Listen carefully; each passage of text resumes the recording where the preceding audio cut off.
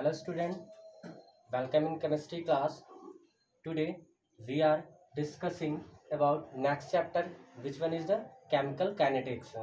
अभी तक हम लोग ने जितना पढ़ लिया प्रीवियस वीडियोस में मैंने इलेक्ट्रोकेमिस्ट्री आपको पढ़ा दी है। आप इलेक्ट्रोकेमिस्ट्री के सारे पार्ट यानी 23 टोटल पार्ट्स थे, आप उसको ज़रूर देखिए। ठीक है, आपको उससे बहुत सारी हेल्प मिलेगी। आप उसको प्लीज़ शेयर भी करिए, लाइक भी करिए और प्रेस बेल आइकन भी करिए और सब्सक्राइब भी करिए। ठीक है, अगर वो आपको हेल्प करता है और किसी को भी हेल्प करता है तो आप उसको ज़रूर से शेयर करिए। और आप शेयर करेंगे तो आप जितने भी वीडियो मैं अपलोड करूँगा आप लोग को नोटिफिकेशन वो कंटिन्यूसली मिलते चले जाएंगे। Is that clear? तो आज हम लोग पढ़ेंगे क्या, केमिकल काइनेटिक्स पढ़ेंगे। तो देखो केमिकल काइनेटिक्स जो हमारे पास चैप्टर है, केमिकल मीन्स रिएक्शन होगा एंड काइनेटिक्स मीन्स क्या होता है, स्पीड होता है। यानी किसी भी रिएक्शन की स्पीड कितनी है, किसी भी केमिकल की स्पीड, केमिकल रिएक्शन की स्पीड कितनी है एंड उस पर कौन कौन से फैक्टर अफेक्ट होते हैं एंड उसके मैकेनिज्म, ये पूरा का पूरा हम लोग इस चैप्टर में क्या करेंगे, स्टडी करेंगे लाइन बाय लाइन। ठीक है, तो हम लोग पहले इसकी डिफिनीशन पढ़ते हैं, फिर लाइन बाय लाइन बताता हूँ कि किस तरीके से काम करता है। इस पर भी न्यूमेरिकल है। मैंने बता दिया कि एनसीईआरटी में आपके पास स्टार्टिंग के 4 चैप्टर न्यूमेरिकल के होंगे। सॉलिड स्टेट, दूसरा सॉल्यूशन, तीसरा हमारे पास कौन सा था, इलेक्ट्रोकेमिस्ट्री, एंड चौथा हमारे पास कौन सा हो जाएगा, केमिकल काइनेटिक्स। ये 4 चैप्टर पूरे न्यूमेरिकल्स। अब जितने इसके बाद के आएंगे हमारे पास सरफेस केमिस्ट्री के, सारे थ्योरेटिकल आपको मिलेंगे। ठीक है, और बेनिफिट ये है कि मैं चैप्टर वाइज भी पढ़ाता जा रहा हूँ और टॉपिक टू टॉपिक कवर करता जा रहा हूँ। टॉपिक बाई टॉपिक जिस तरीके से एनसीईआरटी में मैं पूरे टॉपिक को कवर करता जा रहा हूँ। ठीक है, अगर आपको कोई प्रॉब्लम हो तो आप मेरे कमेंट सेक्शन में या हमें व्हाट्सएप पे आप मैसेज कर सकते हैं। Is that clear?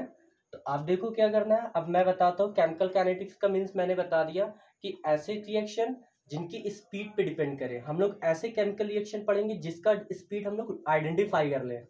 ठीक है, अब बहुत सारे केमिकल रिएक्शन होते हैं जो बहुत ज़्यादा फास्ट होते हैं, कुछ ऐसे रिएक्शन होते हैं जो बहुत ज़्यादा स्लो होते हैं, कुछ ऐसे रिएक्शन होते हैं जो मीडियोकर होते हैं।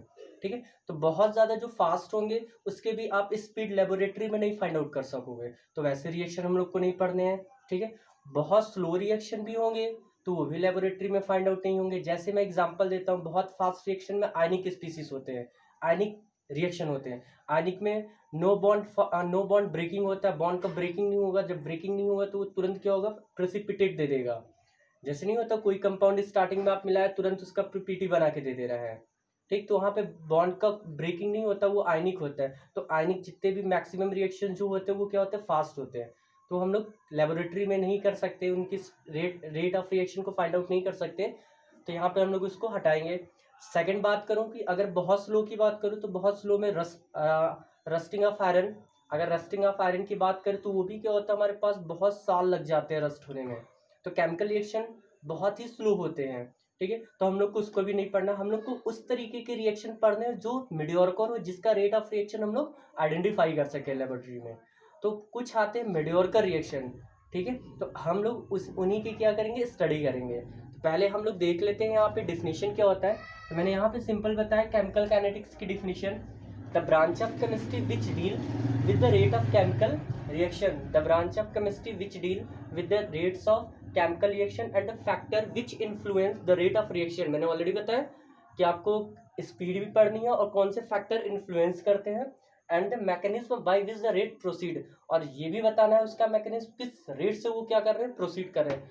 That is chemical kinetics. Is that clear? मेरी बात समझ में आती है? अब मैं इसके आगे फर्दर प्रोसीड करता हूँ। हम लोग को speed, there are 3 types of reaction. First क्या होता है हमारे पास, जो हमारे पास फर्स्ट होता है टाइप्स ऑफ, अगर रिएक्शन की बात करूं, टाइप्स ऑफ रिएक्शन की बात करूं रेट के बेसिस पे बता रहा हूं, तो क्या हो जाएगा, एक फास्ट हो जाएगा, दूसरा क्या होगा, स्लो हो जाएगा, वेरी स्लो,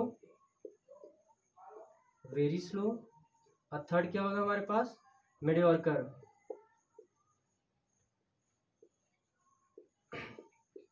मीडियोकर रिएक्शन।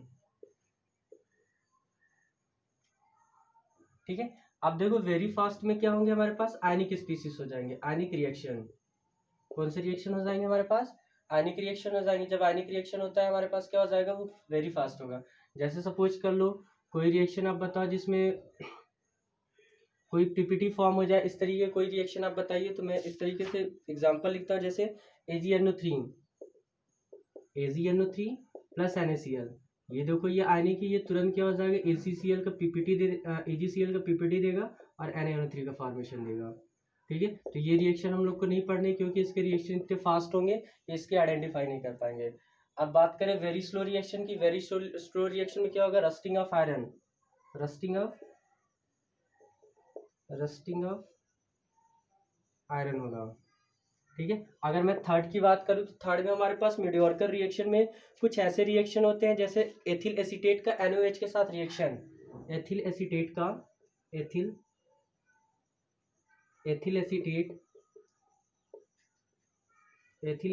का NaOH के साथ रिएक्शन करा दूँ तो ये मीडियोरकर रिएक्शन होगा। यहाँ पे ये डिसोसिएट होगा, फॉर्मेशन किसका करेगा, CH3COONA, और यहाँ पे क्या होगा, C2H5OH का फॉर्मेशन करेगा। ठीक है, पहला एग्जांपल ये है। सेकंड हमारे पास है decomposition of H2O2। Decomposition of H2O2 की बात करो तो ये भी डिकम्पोज करने के बाद क्या देगा, H2O and O2 देगा। ये भी मीडियोरकर रिएक्शन की बात करें, ये है तय। दूसरी बात करें कि सुक्रोज की हाइड्रोलिसिस आप जब करते हैं तो वो भी एक एग्जांपल होता है। सुक्रोज की हाइड्रोलिसिस करोगे C12H22O11, इसकी हाइड्रोलिसिस आप जब करोगे तो क्या मिलेगा, 1 mole of glucose, formula same C6H12O6, यहाँ भी फ्रक्टोज, ये भी क्या होगा, C6H12O6 हो जाएगा। ठीक है, तो ये हमारे पास इस तरीके से इसका मीडियोरकर होगा। तो हम लोग ज़्यादा स्टडी किसकी करेंगे, मीडियोरकर रिएक्शन की बात करेंगे। ठीक है, जो हमारे पास जो बहुत न ज़्यादा बहुत स्लो होगा ना बहुत ज़्यादा फास्ट होगा, तो क्या होंगे रिएक्शन, मीडियोरकर होंगे। ठीक है, तो ये हम लोग अब स्टडी करेंगे मीडियोरकर रिएक्शन के बारे में। अब देखो रेट ऑफ रिएक्शन को कैसे आइडेंटिफाई किया जाता है। रेट ऑफ रिएक्शन को कैसे आइडेंटिफाई, ये राइट कर लीजिए आप। आपको आइडेंटिफाई मतलब पता चलेगा कौन सा पढ़ना, ये नहीं पढ़ना, सिर्फ स्टडी करनी इसकी। ठीक है, अब हम लोग बात करते हैं किस तरीके से रिप्रेजेंट करते हैं रेट ऑफ रिएक्शन को। देखो रेट ऑफ रिएक्शन होता है जो हमारे पास, जो रेट ऑफ रिएक्शन होगा वो दोनों पे डिपेंड करेगा, रिएक्टेंट पे भी डिपेंड करेगा, प्रोडक्ट पे भी डिपेंड करेगा। तो क्या होगा, rate of reaction equal to क्या होगा, decrease in concentration of reactant, decrease in concentration of reactant upon with respect to time t, कितने टाइम में हो रहा है वो। Is that clear. ये किस तरीके से होगा हमारे पास, टाइम टेकन, जो हमारे पास टाइम को हम लोग लेते हैं। ये किसके लिए हमेशा क्या होगा, जैसे सपोज करो A है, ये P में कन्वर्ट हो रहा है, तो रिएक्टेंट क्या होगा, टाइम के साथ रिड्यूस होगा, यानी इसका जो कंसंट्रेशन है कम है, और ये टाइम के साथ धीरे धीरे इंक्रीज होगा। तो मैंने लिखा है decrease in concentration of reactant upon time taken. ये किसके केस में था, ये भी हो सकता है। दूसरा हो सकता है क्या, रेट ऑफ रिएक्शन की बात करूं, rate of reaction equal to क्या होगा, increase in concentration of product upon क्या होगा, टाइम टेकन। ठीक है, तो ये इसका क्या होगा हमारे पास, रेट ऑफ रिएक्शन को रिप्रेजेंट करने का तरीका होगा। तो रेट ऑफ रिएक्शन में भी defined the change in any one of the reactant और product. The rate of reaction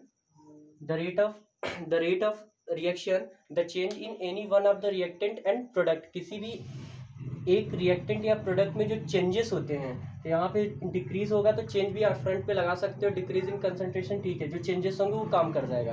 आप कैसे रिप्रेजेंट कर रहे हैं वो देख लो। अगर मैं इसकी बात करूँ, रेट हम लोग लिख लें, रेट ऑफ रिएक्शन इसका डू, अगर कोई सपोज कर लो रिएक्टेंट है, R से लिख रहा हूँ और इसको P से लिख रहा हूँ, प्रोडक्ट को ये R से होगा, ये P से होगा, तो क्या लिखूँ, डेल्टा कंसंट्रेशन R अपॉन क्या होगा, DT। जहाँ पे डी का यूज़ कर रहे हो वहाँ पे सपोज कर लो कि आप मैथ में भी ऐसे पढ़ते होगे, तो डी का जहाँ पे यूज़ करेंगे वहाँ पे स्मॉल क्वांटिटी होगी, यानी ज़्यादा बड़ी क्वांटिटी के लिए हम लोग यूज़ नहीं करें, छोटी सी क्वांटिटी के लिए यूज़ कर रहे हैं, ठीक है। तो d concentration R with respect to time t and negative. अब ये नेगेटिव साइन क्या शो करता है, मैं अभी इसको एक्सप्लेन करूंगा क्या बताता है। सेकंड हमारे पास और क्या हो सकता है, rate of reaction, rate of reaction. अब मैं प्रोडक्ट के लिए बात करूं तो प्रोडक्ट में क्या पी से किया हूं, तो डी कंसंट्रेशन पी अपॉन क्या हो जाएगा, डी टी का काम करेगा, ठीक है। तो सिंपल से केस है, जो भी हमारे पास रिएक्टेंट होगा डी आप लगाओगे concentration R with respect to time, क्योंकि टाइम के रिस्पेक्ट में ही ये इंक्रीज होगा या डिक्रीज होगा। प्रोडक्ट भी टाइम के रिस्पेक्ट में ही क्या होगा, इंक्रीज होगा या डिक्रीज होगा। और छोटे से अमाउंट के लिए बात कर रहा हूँ तो इस वजह से डी लगा दिया। अब मैं बात करता हूँ यहाँ पे नेगेटिव है, रिएक्टेंट में हमेशा नेगेटिव होगा और प्रोडक्ट में क्या होगा, हमेशा पॉजिटिव होगा। तो रिएक्टेंट में नेगेटिव ऐसा क्यों हो रहा है, क्योंकि ये टाइम के रिस्पेक्ट में धीरे धीरे कम होता जा रहा है, रिड्यूस होता जा रहा है। तो टाइम के रिस्पेक्ट में जब ये धीरे धीरे कम होता जाएगा तो इसकी वैल्यू क्या होगी, नेगेटिव होगी, और इसकी वैल्यू क्या होती जाएगी, पॉजिटिव होती जाएगी। Is that clear. तो इस वजह से उसको नेगेटिव करते हैं और इसको क्या करते हैं, पॉजिटिव करते हैं, ठीक। और रेट ऑफ रिएक्शन को हम लोग जनरली किससे रिप्रेजेंट करते हैं, डीएक्स अपॉन डी टी से रिप्रेजेंट कर लेते हैं। किससे रिप्रेजेंट कर लेते हैं, dx अपॉन dt से रिप्रेजेंट करते हैं जनरली। रेट ऑफ रिएक्शन को dx अपॉन dt, यानी कितना चेंजेस हुआ विथ रिस्पेक्ट टू टाइम हो जाएगा, ठीक। अभी आप नोट कर लीजिए। अब मैं कुछ इस तरीके से आपको रिएक्शन दे रहा हूँ, उसके रेट ऑफ रिएक्शन को आइडेंटिफाई करना है।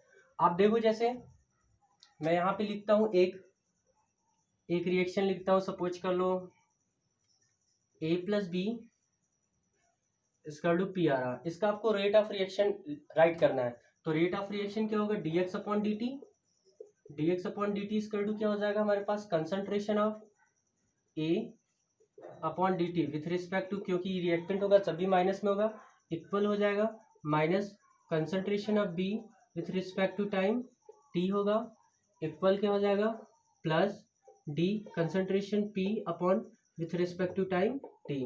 तो ये देखो, अब मैं ये कैसे लिख दिया, ये सारे के सारे एक दूसरे के इक्वल होते हैं, याद रखना। ये रिएक्टेंट प्रोडक्ट एंड पी के बीच इक्वल की साइन लगाएंगे, और जो हमारे पास साइन होगा नेगेटिव नेगेटिव पॉजिटिव, ये आप ध्यान देना। तो रिएक्टेंट जो होगा जब भी होगा नेगेटिव में होगा, प्रोडक्ट जो होगा वो क्या होगा, पॉजिटिव में होगा। तो ये लिखने का तरीका है, rate of reaction concentration of D upon D T equal to क्या होगा, concentration B upon D T होगा, concentration D concentration P upon T हो जाएगा। तो यहाँ पे नेगेटिव साइन लगा दिया, इसके लिए पॉजिटिव साइन लगा दिया, ठीक है। आई होप कि इसमें कोई प्रॉब्लम नहीं हो रही होगी। दो तीन और देता हूँ किस तरीके से, देखो अब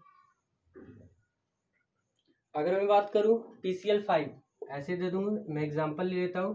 PCl5 after dissociation it give PCl3 and Cl2, what would be, how to write rate of reaction for this reaction. तो रेट ऑफ रिएक्शन कैसे फाइंड आउट करोगे, dx अपॉन dt, या सिंपल आप लिख दो रेट, सिंपल लिख दो rate, या इसके जगह पे dx अपॉन dt लिख दो, ठीक है। तो अब इसके लिए प्रोडक्ट के लिए क्या होगा, रिएक्टेंट के लिए क्या होगा, d PCl5 with respect to time t।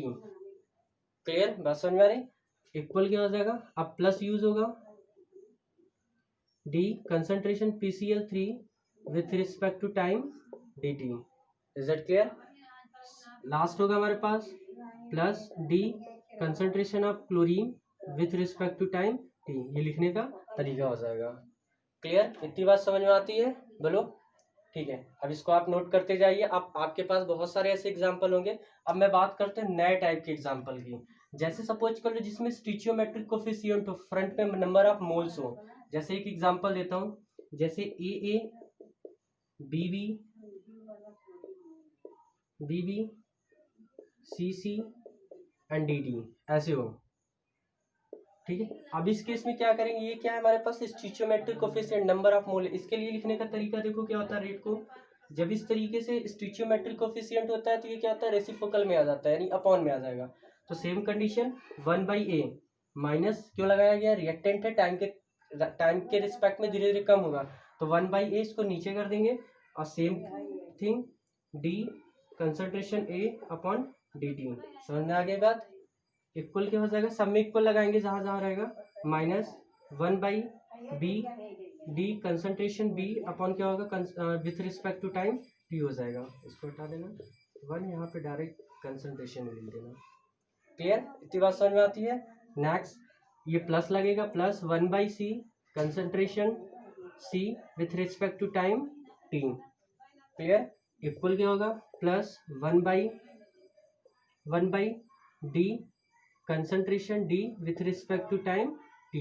ये देखो ये लिखने का तरीका। अब जहां जहां पे भी न्यूमेरिकल्स में ऐसे आएंगे ये सबको आपको क्या करना पड़ेगा, रेसिप्रोकल करना पड़ेगा। तो पूरे चैप्टर में बस इन्हीं से कोरिलेट करके और कुछ अभी फॉर्मूले में बताता जाऊंगा, तो आप फॉर्मूले को जरूर याद रखे रहिए, क्योंकि क्लास 12th में ज़्यादातर फॉर्मूले पे ही क्वेश्चन है। फॉर्मूला आप याद करिए, आपको जैसे भी याद करना हो, ठीक है। ज़्यादा प्रैक्टिस करते रहोगे तो हमेशा वो याद रहेगा, आपको फॉर्मूले पे डायरेक्ट आप पुटअप करते चाहोगे वो आता चला जाएगा। तो अभी इतने में किसी को कोई प्रॉब्लम आई होप कि नहीं होनी चाहिए, अगर होता है तो आप हमें ज़रूर बताइएगा, ठीक है। तो मैंने बता दिया केमिकल काइनेटिक्स क्या होते हैं।